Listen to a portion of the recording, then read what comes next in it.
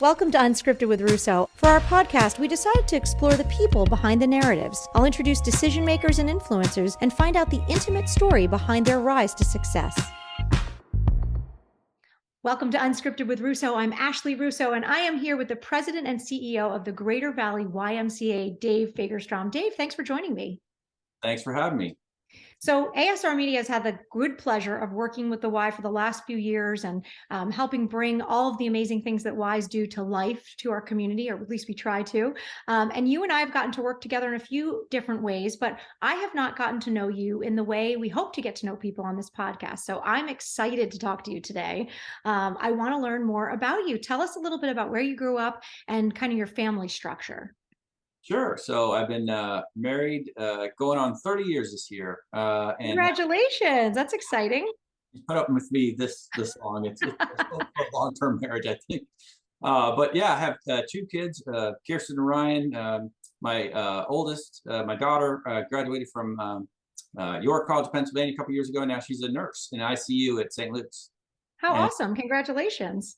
and my son is a senior at Nazareth High School, where we live here in Nazareth, and planning to go to school too. Hasn't decided yet, but that's coming soon. The deadline's in March, so we're getting close. Yep, we're up against the deadline, but always a good feeling. You've got one out there gainfully employed. You know, you did it, right? That's our goal as parents, I would say. So where did you grow up, Dave? I grew up in a very small town in Massachusetts, northeastern Massachusetts. At the time, maybe about 1,400 people. So I had a very idyllic childhood. My dad was a carpenter. My mom was a librarian. Nuclear family, three brothers and one sister. We lived on the edge of state forest land, 300 acres to play in. So drive. That is awesome. And where do you fall in that order? That birth order? Number four. Number four. You're the baby. Okay. Yeah. Well, I got a little brother. So you have a little brother. Okay. You have four. You have four. There's five of you total. Okay, great. Right, and what kind of kid were you? If you were to describe yourself at 7 or 8 years old, what were you interested in? Were you mischievous? Were you funny? Were you smart? Were you serious? What was your kind of role? Yeah, no, I think I was. I don't know how just a normal kid. I mean, me and my buddy Joey would, ride our bikes down probably 2 miles to the lake and go fishing in the summers. And I was never a great student. I can tell you that. I'm the poster child for C's to get degrees in college. But I never give up. But I thought I was a pretty good kid. I stayed in the lines. My parents were. I wouldn't say they were strict, but you knew where the rules were, and I had 3 older siblings to show me the way. So I was a pretty straight kid and didn't get into too much trouble, and just had a great childhood. That's awesome. And what about first jobs? Did you have a job when you were in high school? Yeah, oh yeah. I had 3 jobs in high school and college, and a very blue collar kind of family. I've done just about everything when I was younger. I worked at the video store. I worked at Tom McCann Shoes in the mall. Have to explain now? Did you have to explain to your kids what a video store was? Yeah. Well, my older daughter's old enough to remember. She can remember the end of the Blockbuster era, right? Yeah, she remembers it. And my son had, I have to explain that to him. But worked at Camelot Music store, where the reps would come around with giant bags full of the newest, the Janet Jackson when it came out or whatever, and you just get to pick whatever you want out of there. So. And then I fell into the Y when I get into college. So. Okay. And when you think about those early jobs and growing up in this small town kind of idyllic situation, you mentioned not being a great student, but being persistent and working hard. Is that kind of a theme for you? What were some lessons that you learned early on that helped propel you to the next stage of life? Yeah, I mean, it was almost a different time back then, right? Can I say that? It was. I certainly agree with you. It was an absolutely different time. We didn't have social media. We didn't have internet. We didn't have a lot of the distractions kids have today. So. No, yeah, I didn't. During when I was getting into it, there weren't even cell phones. I mean, cell phones were Yep. So, but yeah, I mean, I think a lot of those early life lessons stay with you. You get to work early. You beat everybody else there. You work just a little bit harder and smarter than other people, and even on those early jobs. I'd be there 2 months and they were promoting me to something else. So that's followed me all the way through my career. I've always innately just tried to under promise and over perform. Now, did you know that you wanted to go to college? Did your parents go to college? Was it expected? Older siblings? Where was that in your sort of life path?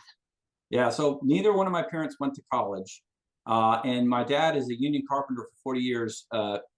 He would invite the boys. I was, one of the four boys, and every summer when we were about 14 or 15, he'd let us work a week or so in the summer with just the labor involved. And his very slyly said, "You can either do this like I do, or you can go to college like your uncle did." And so we were like, okay, I'm gonna go to college. We were all motivated. And then my older sibling, my oldest brother Ron, went to the University of Texas. We had moved down to Texas when I was 12, so half my childhood was idyllic. The other half was in a suburb of Dallas. He went to college, University of Texas, and I followed him there 5 years later. Wow. And did you, when you went to, for first of all, let me back up for a second. So 12 is a pretty critical time of one's life, right? Middle school is kind of the worst. And Yeah. you leave the place that you know, that small town up north, to a completely different part of the country in Texas. What Yeah. was that like? And did that imprint anything on you? Yeah, I mean, looking back, and I now I look back and go, oh my gosh, 12 and going into junior high. And you'd think it had been traumatic, but for me, I just went with it. I don't know why, and made friends real quick. Dropped the Massachusetts accent as fast as I could, and picked up the y'alls and the draw, and tried to fit in, like any kid would do. But really, it was a smooth transition for me, and I love Texas. It was just something different. And I remember, the funny thing was the tough kids up here in North, they wrestle or they play football. And down in Texas, the tough kids play football or they ride bulls, right? So Yeah. it was a That's lot like of a whole fun nother learning all level that. of tough. Yeah. A whole different level of tough, yeah. Interesting. And so you talked about following, your older brother and going to the University of Texas. Did you know what you wanted to study, or did you take general ed and kind of figure it out? Well, I thought I knew what I wanted to study. I went in first. I was a pre-med major, and learned very quickly there were a lot of people a lot smarter than me. So I changed direction and decided on a couple different things. But I wound up deciding pretty early on in my sophomore year that I thought that education would be the way to go. So, again, before everything, now that we know about teachers, and it's a tough gig, just the ideal of it, of changing young people and changing their minds. And so I went from pre-med to using all my biology, and I was going to be a biology 2 or science high school teacher. And that was the plan. And I graduated with my teaching certificate and all that stuff. And did you go on to teach? No, before. All right. Well, wait, don't tell Yeah. me. Don't tell me. Let's take a quick break. When we come back, we're going to find out what Dave's first job out of college was and how he found the path that he's on today. You're listening to Unscripted with Russo. We'll be right back. As a mother of 2, I know it can be tough to find activities that everyone will enjoy. Luckily, the Lehigh Valley has so many ways to treat your family without breaking the bank. You can experience cool discoveries at the Da Vinci Science Center or all aboard the WKNS railroad train for an afternoon adventure. There's fun around every corner of the Lehigh Valley, and you can uncover it all on Discover Lehigh Valley's website. Visit discoverlehighvalley.com for more information.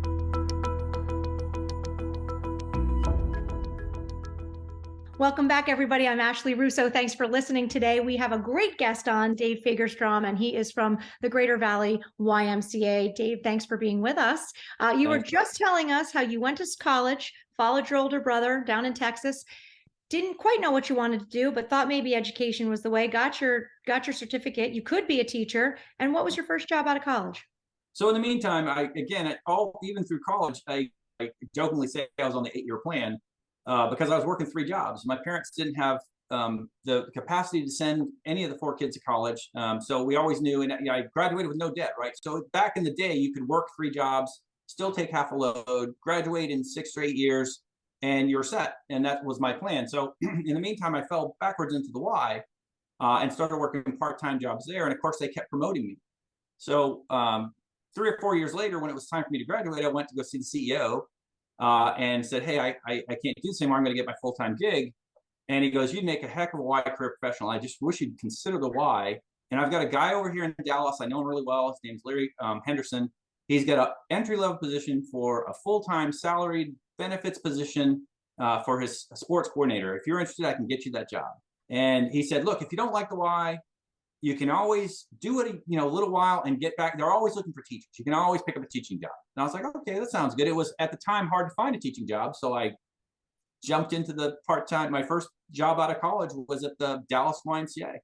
Isn't that amazing? And you made a career there. What was it about the Y that resonated with you through those college years and then said, well, I'll take this leap and try it out? Yeah, I like the impact that the Y has on people's lives. So, I can't be the CEO and not really get into the mission of the Y, which ultimately is helping people learn, grow, and thrive, right? In all these different ways. And that was what drove me into education to begin with. So the more I worked at the Y, and as I ascended up the ladder of, the Y jobs throughout the country, the more I realized that, eventually I probably would have aspired to be a superintendent somewhere for school district. And as a CEO, you could make the argument of a YMCA multi-branch Y like here in Lehigh Valley. I have actually more ability in my position now to affect more people positively in the valley than I would have if I'd have been a superintendent. So along the path, that little light bulb went off in my head, and I just started climbing the ranks in the YMCA to have more positive impact on people's lives. And when you took that first job, you said the sports coordinator. Yeah. It's very different working somewhere part-time, going to college, and you're not really sure that's where you're going to, taking a job that you go to day in and day out. What were some early impressions that you had of what you were prepared for and maybe what you weren't prepared for? And what did you learn in that early first year of the first job? Yeah, I mean, the first year of the job, you're right. It was different, but I'd already been in the YMCA part-time for 4 or 5 years, just at a different Y. And Ys are somewhat similar, so I had an advantage that I knew the culture already that most Ys have. But certainly those first years was all about learning from the leadership staff that had been there. I mean, the guy I was working for, Larry, had been in the Y 23 years at that point, right? So Wow. he was full of all kinds of knowledge and wisdom, which I took full advantage of. And then I get to know the other coordinators and program directors, a pretty large branch and a pretty tight family, and that really appealed to me too. So the Dallas Y saw whatever in me, and fast tracked me on their formal learning process too. Just sent me all these trainings all over the United States, and you get to meet other people that again have gone through this path that you aspire to. So it was I can't even tell you how much I learned that first year at the Dallas Y. It was totally transformational experience working at the Y. And for people who might not be really familiar with the work that the Y does in communities, can you tell us a little bit about that? I'm a Y kid, so I grew up near a Y. I know you know this about me, but the Y was a huge part of my childhood, all of my siblings' childhood. It's where we learned to swim. It's where we took gymnastics classes. It's where we went for, I don't know, birthday parties. Everything happened at our Y. So tell people, what is a YMCA? What purpose does it serve in the community? And why should they be interested in it? Sure. Yeah. So I appreciate that question. What people think the Y is and what the Y is normally are two different things. So people drive by the YMCA, and maybe they've heard the YMCA song, but if they've never done anything at the YMCA, they see people walking in with gym bags, and they figure, okay, it's a kind of a gym and swim, right? So you've got people going in there to work out, and people going in there to swim and maybe play basketball or something like that, and that's true. A bigger part of what the Y does is membership. But internally, what we say, and externally, what we try to project for the Y is, we really have three areas we work on. We do healthy living, which I just explained, everybody knows. We do youth development, and we do social responsibility programs. So the youth development part of that, most people don't know that the YMCA is the largest provider of childcare in the country. And so we do more summer day Which camp. really is an amazing fact. I mean, that's an amazing fact, because you think about how many places have childcare around the country, and to think that our Ys are providing the most childcare collectively is amazing. Yeah, it's the same in the valley. I mean, we may not be the largest in the valley, but we're close to it. I mean, we're either number one or number two. But it's after school, before school programs for working parents. We have summer day camp when the kids are out of school, and then we have preschool. I mean, starting at 6 weeks all the way up through going into kindergarten programs at all these YMCAs, and it's all licensed curriculum-based programs. And then the social responsibility, the third leg of that I'm talking about, is simply defined by the YMCA as programs and services to the community for people that need help. Right? We have, for example, the Allentown Y. The big splash a couple years ago was the homeless warming station for to help our homeless neighbors in the wintertime. We also have housing at the Bethlehem branch, a whole building dedicated to housing. And we have food programs that run every summer, senior programs that run constantly at the YMCA. So, it's a really interesting nonprofit to work at because there's such a diversity of what we offer, and those things change from community to community. Even within our system of 6Ys, what's offered at Allentown may or may not be what Bethlehem needs, may or may not be what the Eastern Branch needs. So the saying is, you've seen one Y, you've seen one Y. And so when we talk about, like, for example, explain what the Y is to people, it's really tough for people to get their head around what the Y is, because sometimes they went to summer day camp as a kid and they think of it as a summer day camp. Other people, maybe somebody they know, or maybe their spouse has gone to work out and get healthy at the Y, and that's what they think it is. And it's so much more than that. And most people don't take advantage of every single thing the Y has to offer. And so unless you know somebody who works at the Y, you're hearing something like this, it's really hard for people to get their head around the YMCA as a nonprofit. You mentioned something early on saying that one of the things you liked about that first job or about your part-time job in college was the sense of community. Yeah. And I think that that's a really important undercurrent of what the Y does for a community. Is it creates a sense of community. It creates a sense of belonging. It creates a place for people to gather. How important was that to you early on? And how did that really frame the concept that you were going to stick with the Y for your whole career?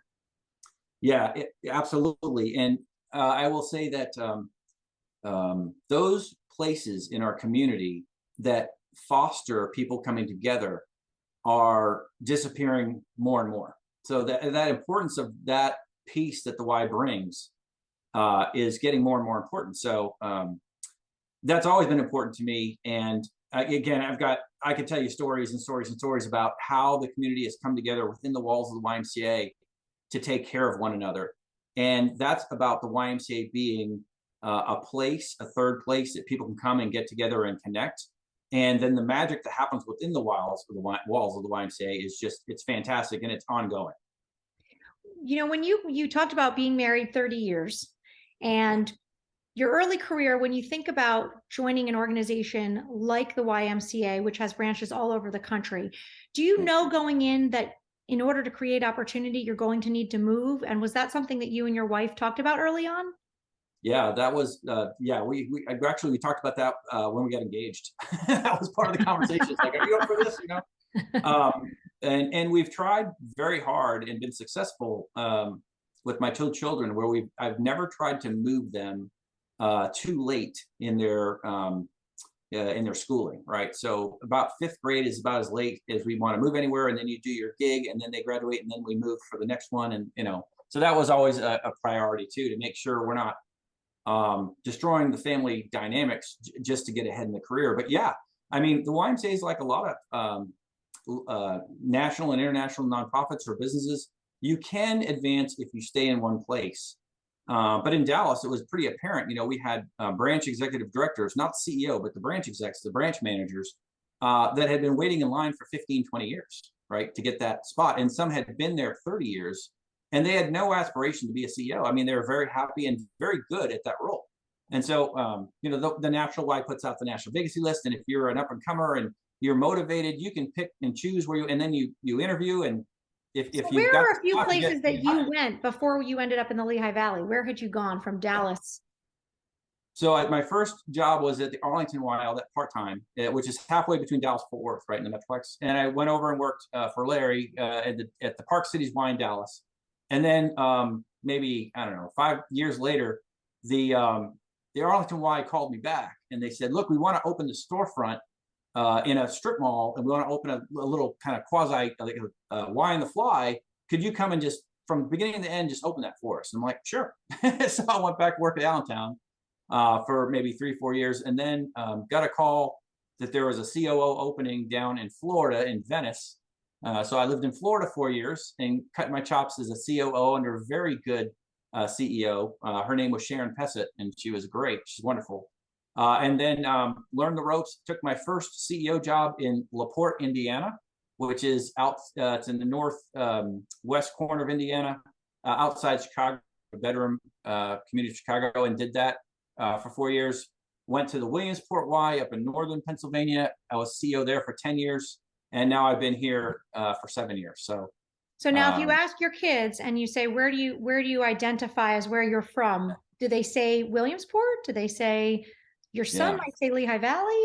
Now my son still considers the Williamsport area like home. Okay. And my daughter, by the time we got here, my daughter was going to college.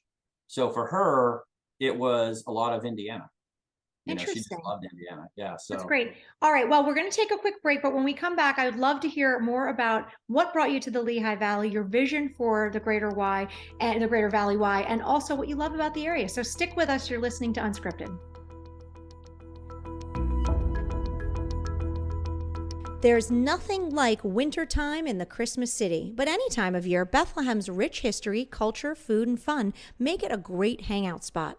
Take a walk on the artsy South Side, catch a great band at Steel Stacks, or enjoy the quaint history of Hotel Bethlehem. There are so many options, but before you book your trip, head over to Facebook and like Lehigh Valley, PA. Before you know it, you'll have a full itinerary of places you won't want to miss.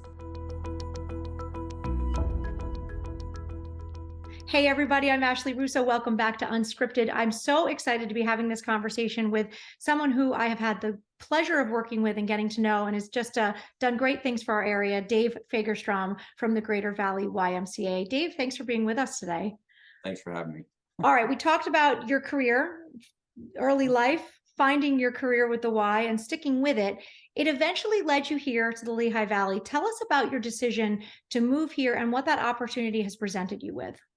Well, it's really funny. I've lived in the South, as I've said before. And so, the idea was always to get back to the South someday. And so when I started looking around, when I was up in Williamsport after being there a decade, there were opportunities, but somebody from the National YMCA reached out to me and said, just down the way, a little bit further south in Pennsylvania is a Y, and there's 6 Ys coming together.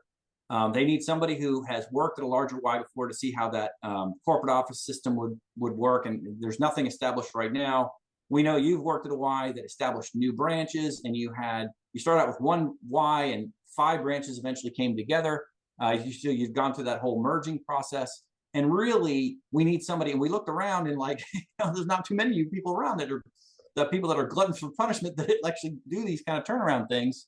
So I was like, I talked to my wife. I was like, oh, we really wanted to get back to Texas or Florida, but the calling is there here in Lehigh Valley, and how do we say no to that?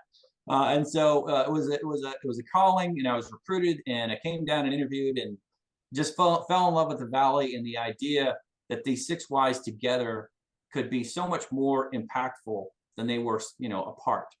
And so that's how I got here to the valley, and of course the vision that is shared between myself and the board and the staff from the beginning was, can we get these 6 YMCAs together? Can we actually do more together than we can apart? And if so, if we can turn around these finances, can we then put that back into the YMCA to be able to affect even more people and also fix up these old Ys that, depreciation issues have just been the bane of their existence for the last 20 years. And we really fix these up so it's a really nice facility for people to come in and use, and it'll draw more people in and then have more of a positive effect on the community.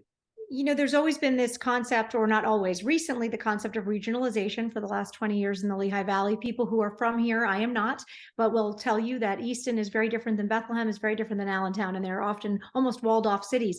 But over particularly the last decade, I think the concept of regionalization has really taken off with hard work of places like the Chamber and the LVEDC and all those places. But it was kind of the last thing was to get some of these mergers to take place and to have the Ys join forces. How challenging was that, and how successful has it been? Well, the real challenge, I have to give credit to Frank Fry, who was my predecessor here. He's the one that actually got all the Ys to merge together. And that was nothing short of, a miracle. Johnny come lately, skips into town, and my job is to stitch them all together. And I think there was a willingness from everybody to do it. We certainly had some naysayers, like anything else, but the staff were behind it, and you'd think that's easier said than done, and it is a little bit difficult because you have these all the Ys are Ys, but they all serve different needs in different communities. So we did a lot of things to try to stitch everything together that one would expect, and certainly all these Ys had their own boards of directors, and we formed one central board with representative for everybody. So we really formed it with staff and with volunteers as kind of the round table kind of mentality.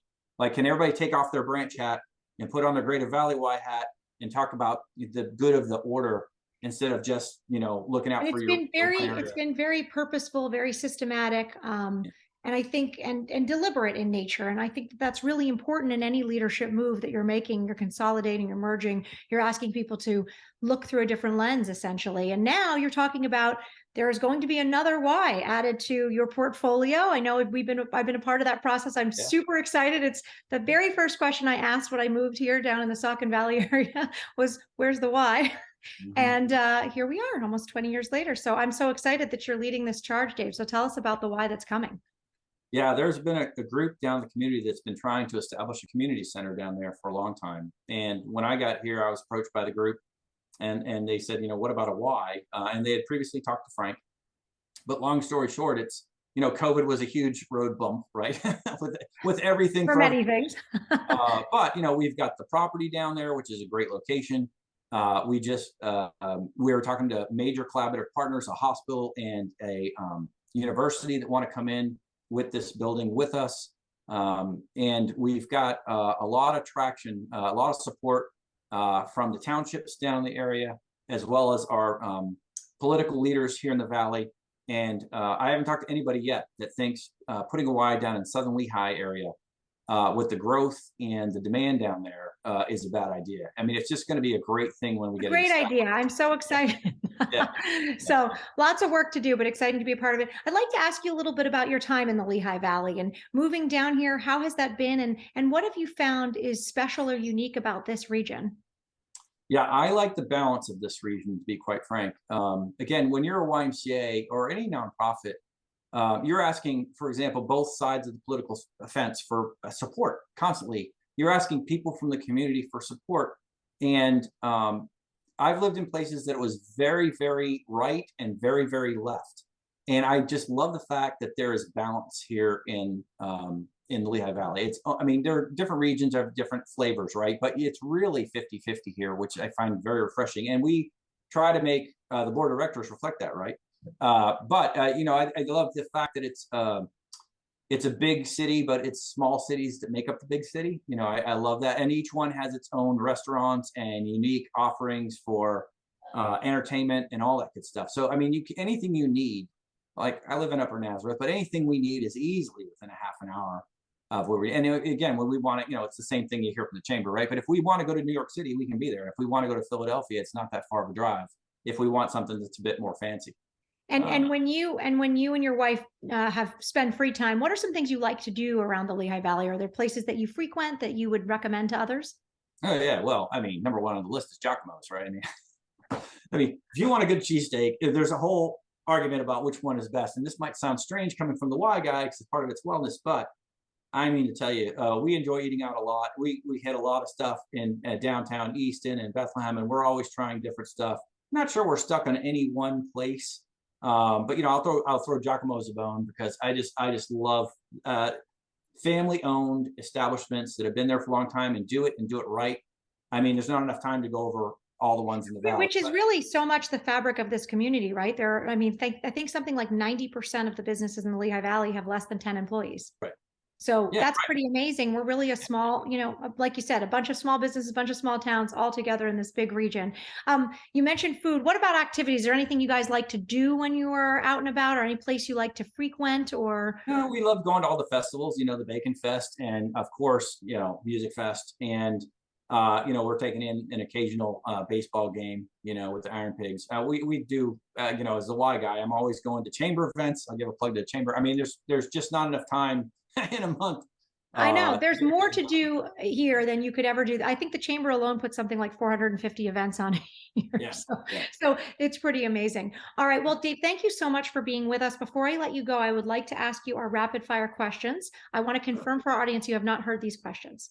No, I have not. So All now right. I'm scared. Are you ready? Yeah. Okay. What is your favorite hobby or a secret talent that you have? My favorite hobby is probably I'm a big Redditor.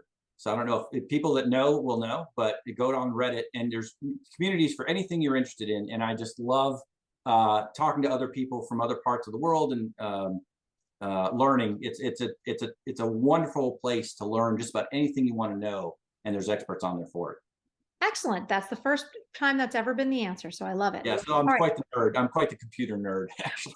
What's the best advice you've ever received? My best advice, one of them that comes to mind is a guy I work for named Don Hanna, who worked at, it was all Y professional. He was my first executive director, branch executive director in the Dallas Y. And as a young professional, I wanted to do everything right, and things would happen, and I'd come in and all frantic and go, Don, and he goes, Dave, you're jumping off the cliff again. Stop jumping off the cliff. Just take a second, let it all settle, and wait a half an hour to come in, and nothing's going to change. And it was I don't know why I thought of that particular one. I've got a lot of good advice, but calming down, thinking through issues and problems, and then taking appropriate steps, and coming to somebody and saying, this is what I'm going to do. What do you think about it? Versus, what do you think I should do about it? Right? There's a big difference. Absolutely. I think that's great. I think that's phenomenal advice. Take a minute, pause. Yeah. All right. What actor would you cast to play you in a movie about your life? Well, who can't say Tom Hanks, right? I mean, I'd say anybody. Tom Hanks would be the one. I mean, he's totally older than me, but yeah, I'm not going to say not to Tom Hanks because the movie's going to be a hit. That's right. That's a good one. If you didn't have the job you have now, what would you be doing instead? And it can't be something that you've already done. Yeah, I would either be a teacher or I'd be a consultant for nonprofits, just to help them with what I've learned over the years. All right. I could see that in your future. All right. Name, but not before you bring our why here. Yeah. Right. All right. Name one person who inspires you.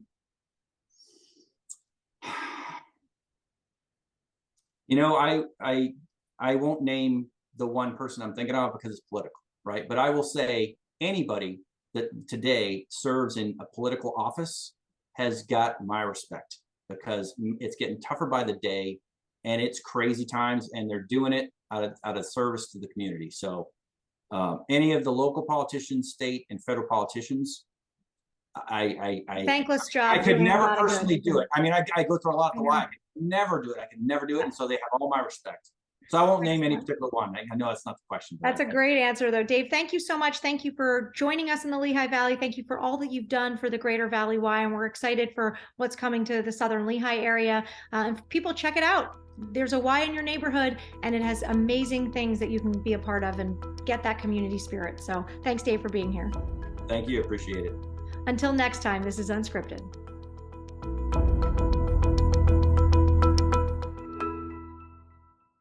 Like what you saw? Be sure to subscribe to our channel so you never miss another video. To see more of the Peak TV, check out our website, subscribe to our YouTube channel, and catch us on WFMZ Channel 69.